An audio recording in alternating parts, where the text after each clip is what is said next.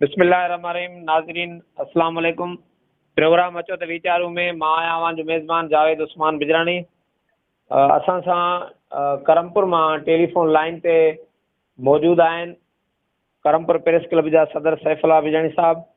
असीं सैफुल्लाह बिजरानी खां करमपुर ऐं भरपासे जी कोरोना जी जेकी मजमूई सूरत हाल आहे उन बाबति आगाही वठंदासीं।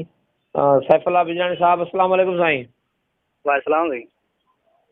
सैफुल्लाह करमपुर ऐं भरपासे जी जेकी आहे कोरोना वबा जेकी सूरत हाल आहे उहा मजमूई तौरु असांखे इन हवाले सां आगाह कंदा। बिस्मिल्लाहिर्रहमानिर्रहीम। जी कोरोना जी जेका सूरत हाल आहे उहा त सॼे मुल्क जे चइनी सूबनि में साॻी सूरत हाल आहे। बल्कि असांजे करमपुर में ज़ाहिरी तौरु कोरोना जा एतिरा केस न आहिनि। कुझु केस जेको आहे कुझु टाइम पहिरियां थिया हुआ जेके आइसोलेट कयो वियो उन्हनि खे उहे बि नेगेटिव थी विया बाद में। अलाह जी महिरबानी सां जेको आहे कोरोना जी एतिरी ख़तरनाक सूरत हाल करमपुर में न आहे। बाक़ी मौसम जे लिहाज़ सां जेको आहे बीमारियूं ज़रूरु आहिनि। खंघि, बुखार, ज़ुकाम, टाइफाइड, नमूनिया जा जेके केसिस आहिनि उहे तमामु घणा आहिनि। जेकॾहिं कोरोना जी सूरत हाल मुताबिक़ ॾिसजे ऐं उन्हनि खे जेकॾहिं जेके टाइफाइड ऐं नमूनिया जा मरीज़ आहिनि उन्हनि जी जेकॾहिं टेस्ट कराइजे त उहा बि पॉज़िटिव ईंदी।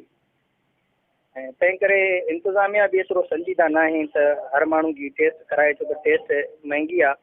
5-6 हज़ार जी हिकिड़ी किट आहे। जेकॾहिं हिकु शहर मां 500 माण्हुनि जी बि टेस्ट कराईंदा त तमामु वॾा पैसा ख़र्च थींदा गवर्नमेंट जा। तंहिं करे हू बि इन मामले में संजीदा न आहिनि त हर माण्हू जी टेस्ट कराइजे। जेको ज़ाहिरी तौरु माण्हू अचे थो वधीक ख़तरनाक सूरत हाल में मजबूरन उन जी टेस्ट उन्हनि खे करणी पवे थी।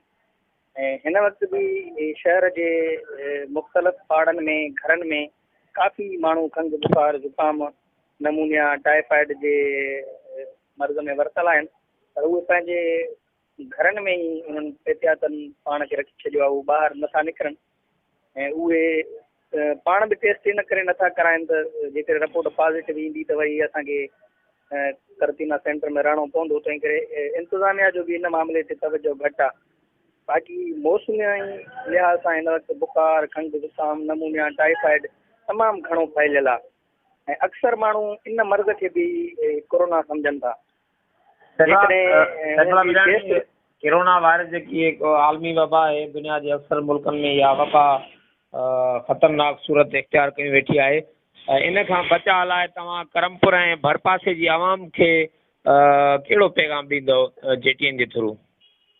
आवाम खे इहो ई मशवरो आहे त माण्हू एहतियात कनि ऐं जंहिं बि माण्हू खे खंघि, बुखार, ज़ुकाम या का हल्की फुल्की तकलीफ़ हुजे उहो बहितर आहे त ॿाहिरि निकिरण जे बदिरां कुझु ॾींहं पंहिंजो पाण ई घर में एहतियातनि तौरु रहे। ऐं ॿाहिरि घुमण सां छो त अक्सर बीमार माण्हुनि खे वधीक अटैक करे थो कोरोना वायरस।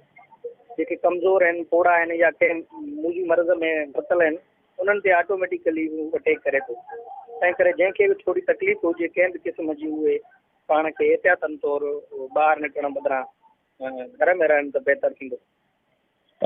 सैफुल्लाह बिजरानी, वॾी महिरबानी अवां जेटीन वेब न्यूज़ खे टाइम ॾिनो।